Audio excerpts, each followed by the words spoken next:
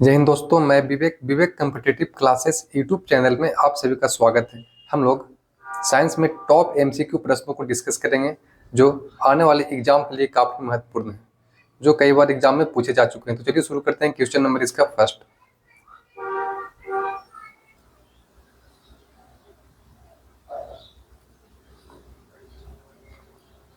Question number इसका first बोल रहा है, पेट में भोजन को पाचन के लिए निम्न में से किसकी सबसे अधिक आवश्यकता होती है। बोल रहा है जो पेट में भोजन पचता है उसके डाइजेशन के लिए सबसे अधिक किसकी आवश्यकता होती है। तो देखिए, सबसे पहले अगर हम खाना खाते हैं तो कहाँ जाता है? मुंह में जाता है, ठीक है, माउथ में जाता है। सबसे पहले कहाँ कहाँ जाता है? माउथ में। माउथ में कुछ स्लाइवा जिसको लार बोलते हैं, वो स्लाइवा में क्या होता है? मिक्स होता है। वहाँ के बाद फिर यकृत, यकृत में कुछ जूस टाइप का निकलता है, उसके अनुसार वो उसको पाचित करता है। तो सबसे ज़्यादा जिस ऑप्शन के अनुसार देखा जाए तो सबसे ज़्यादा जो भोजन के पाचन में सहायक है वो वाटर। ऑप्शन नंबर ए इसका राइट हो जाएगा, पानी। ठीक है, सबसे ज़्यादा अगर खाना को पचाने में जो सबसे ज़्यादा भूमिका निभाता है वो कौन निभाता है? पानी। ऐसे और बहुत सारे एसिड भी, जैसे HCl जो एमाशय से निकलता है, HCl अम्ल, वो भी भोजन के पाचन में बहुत सहायक होता है। एंजाइम, एंजाइम जैसे लार के अंदर जो प्रोटीन होता है, प्रोटीन के पाचन में दो एंजाइम होता है। एक होता है पेप्सिन, पेप्सिन और रेनिन। ये दोनों एंजाइम जो होता है वो प्रोटीन के पाचन में सहायक होता है। ठीक है, कौन कौन? पेप्सिन एवं रेनिन। तो उसको आप याद रखिएगा, जो खाना है उसको सबसे ज़्यादा पचाने में इस ऑप्शन के अनुसार कौन सहायता करेगा? तो वाटर, पानी सबसे ज़्यादा आवश्यक होगा। इसीलिए हमें पानी ज़्यादा से ज़्यादा मात्रा में पीनी चाहिए। आगे देखते हैं next question, question number 2। Question number 2 बोलता है, पादप कोशिकाओं में कौन सा सेल ऑर्गेनेल पाया जाता है। बोल रहा है इसमें कौन सा है जो पादप कोशिकाओं में पाया जाता है। तो देखिए, जो गुणसूत्र है ये जंतु कोशिका और पादप कोशिका दोनों में पाया जाता है। ठीक है, जो प्लांट सेल है और एनिमल सेल है दोनों में पाया जाता है। जंतु कोशिका और जंतु प्लस पादप दोनों में क्या पाया जाता है? तो गुणसूत्र। माइटोकॉन्ड्रिया ये भी दोनों में पाया जाता है, जंतु प्लस पादप, माइटोकॉन्ड्रिया, माइटोकॉन्ड्रिया। राइबोसोम, राइबोसोम भी दोनों में पाया जाता है, राइबोसोम।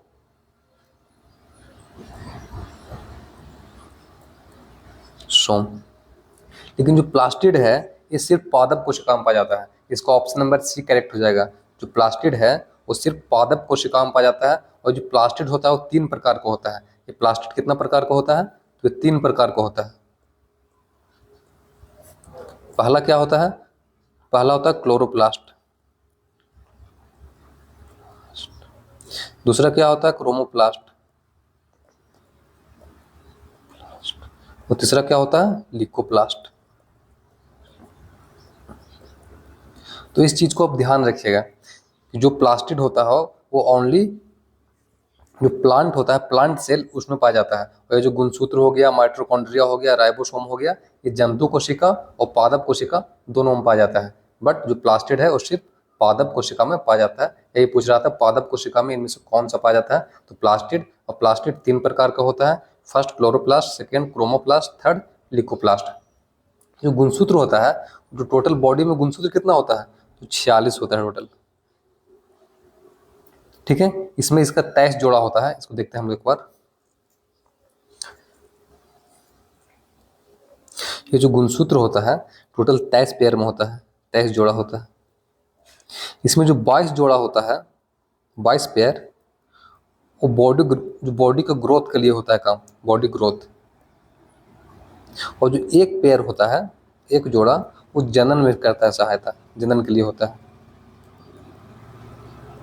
जैसे मेल फीमेल, जैसे एक्स वाई जो होता है गुणसूत्र, जिससे बॉय, और एक्स एक्स होता है वो गर्ल में पाया जाता है।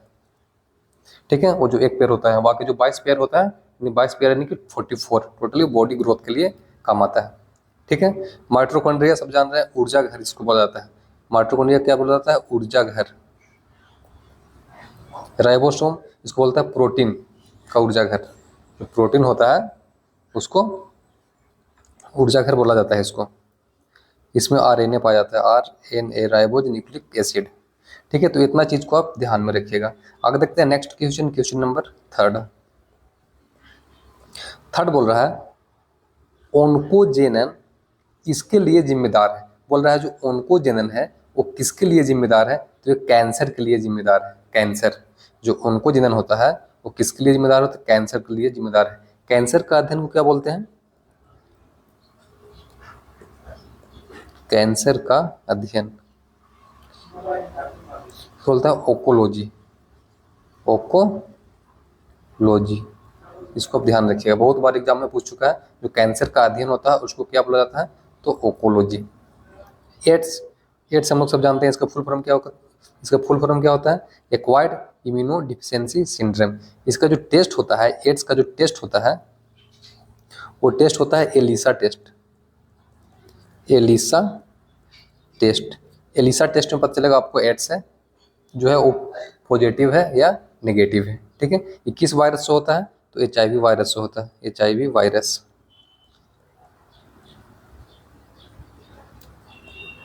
ठीक है, एड्स क्या है? Acquired immuno deficiency syndrome. इसका जो टेस्ट होता है वो एलिसा टेस्ट होता है। इसका जो वायरस जो होता है वो HIV वायरस होता है। उसको आता है क्षय रोग, जिसको हम लोग TB बोलते हैं। क्षय रोग क्या बोलते हैं? TB, tuberculosis. ठीक है, इसका बचाव के लिए एक टीका लगता है BCG।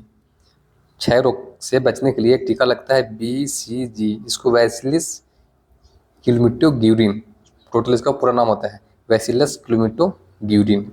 ठीक है, BCG। इसको ये फेफड़ा करता है, मतलब प्रभावित जो लंग्स होता है, लंग्स फेफड़ा, उसको ये खराब करता है। इसीलिए अगर आप मतलब दूध वगैरह पीते हो तो हमेशा गर्म करके पिया कीजिए, क्योंकि जो जानवर का दूध होता है उसमें अगर बैक्टीरिया है, TB का बैक्टीरिया है, अगर उसको आप पी लेते हैं तो आपके बॉडी के अंदर भी वो एंट्री मार सकता है। इसलिए जो भी दूध वगैरह होता है उसको हमेशा गर्म करके ही पीना चाहिए। टाइफाइड ये कैसे होता है? तो सालमोनाली टाइफी से होता है। सालमोनाली जो बैक्टीरिया होता है, जीवाणु, उससे होता है। इसका जो टेस्ट होता है वो होता है Widal test. Widal test. Typhoid का जो टेस्ट होता है वो क्या होता है? बिडाल टेस्ट होता है। ठीक है, ये आंत को करता है प्रभावित। जो अंतर आंत होता है ना बॉडी के अंदर, आंत, उसको करता है इफेक्टेड।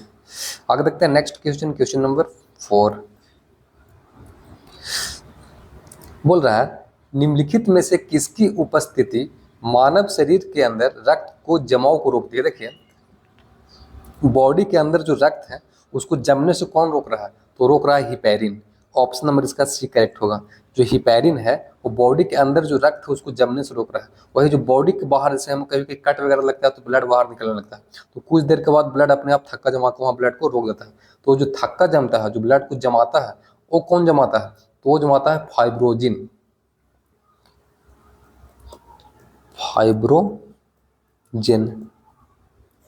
ये थक्का जमाता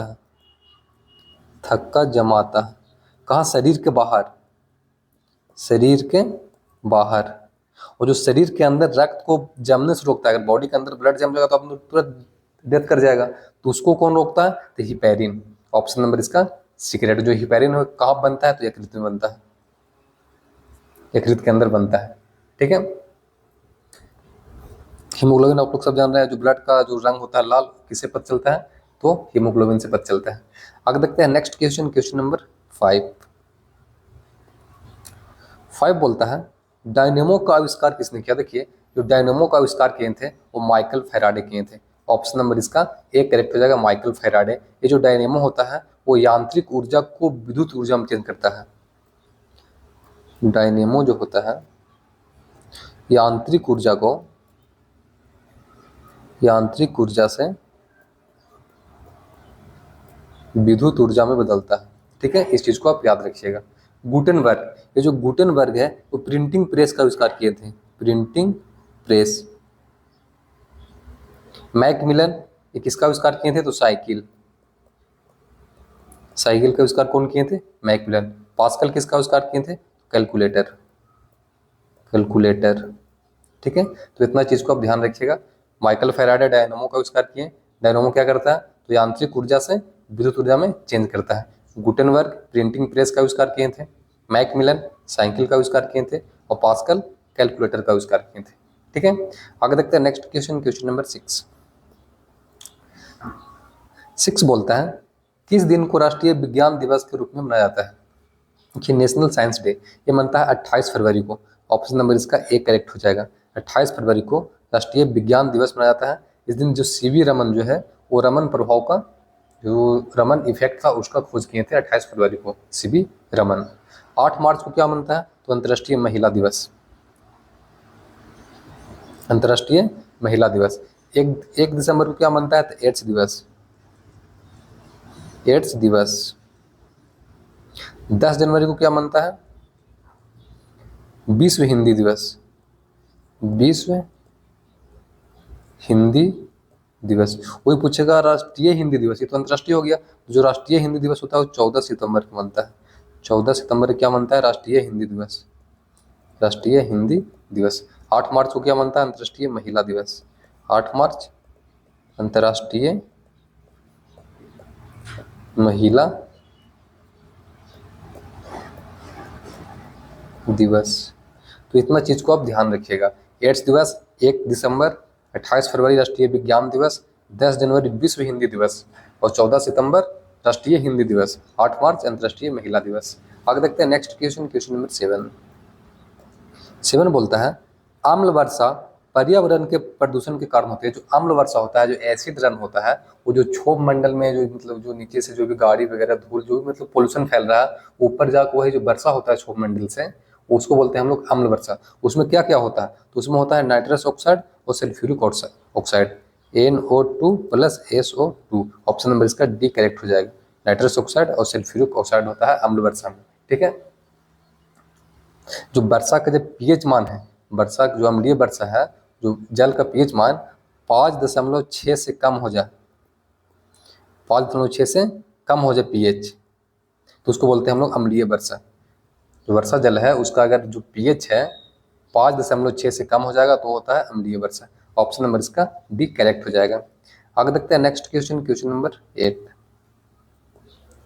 8 बोलता है रोशनी का वेग अधिकतम होता है। रोशनी यानी कि लाइट, जो लाइट का सबसे ज्यादा प्रकाश का जो वेग होता है गति वो निर्वात में होता है। निर्वात यानी वैक्यूम। ऑप्शन नंबर इसका सी करेक्ट हो जाएगा। वैक्यूम यानी जहाँ पे हवा नहीं है वहाँ पे कितना इसका चाल होता है? तो 3 × 10⁸ मीटर पर सेकेंड। अगर किलोमीटर में पूछेगा तो 3 × 10⁵ किलोमीटर पर सेकेंड। ठीक है, ये क्या होता है? निर्वात में प्रकाश की चाल होता है, लाइट का वेलोसिटी होता है ये। ठीक है, जो सबसे ज्यादा ठोस रहेगा उसमें सबसे कम रहेगा, सब मतलब वैक्यूम रहेगा जहाँ बिल्कुल हवा नहीं रहेगा वहाँ पे क्या होगा? सबसे तेज जाता है। इसके लिए कोई माध्यम की जरूरत नहीं, जैसे कि ध्वनि, साउंड के लिए हमको माध्यम चाहिए एयर। अगर बीच में एयर नहीं है तो साउंड एक जगह से दूसरी जगह पे नहीं जा सकता है। बट लाइट के लिए कोई भी माध्यम की आवश्यकता नहीं पड़ती है। ठीक है, आगे देखते हैं नेक्स्ट क्वेश्चन, क्वेश्चन नंबर 9 बोलता है मेघनाद साहा को निम्नलिखित में से किस क्षेत्र में उनके योगदान के लिए जाना? देखिए, जो मेघनाद साहा है ये फिजिक्स से रिलेटेड वैज्ञानिक थे। मेघनाद साहा कोई इंस्टीट्यूट भी है, कोलकाता में है। ठीक है, तो ये किससे संबंधित है? तो फिजिक्स। ऑप्शन नंबर इसका एक करेक्ट से हो जाएगा। मेघनाद साहा किससे रिलेटेड है? तो फिजिक्स से रिलेटेड है। आगे देखते हैं नेक्स्ट, आज का लास्ट क्वेश्चन, क्वेश्चन नंबर 10 बोलता है इम्यूनोलॉजी के जनक कौन? देखिए, जो इम्यूनोलॉजी के जनक है, जो सबसे पहले जो इम्यूनिटी सिस्टम का जो आविष्कार किया था वो कहते हैं एडवर्ड जेनर। चेचक का टीका होता है ना, चेचक का टीका कौन खोजा है? Edward Jenner. तो उसको ही जनक बोला जाता है। ऑप्शन नंबर इसका डी करेक्ट हो जाएगा। इम्यूनोलॉजी का जनक कौन है? Edward Jenner. लुई पास्चर किसका टीका खोज किए थे? तो रेबीज, कुत्ता काटता है ना, रेबीज का टीका खोज किए थे लुई पास्चर। ये लैंड एस्टिनर है ब्लड ग्रुप। जो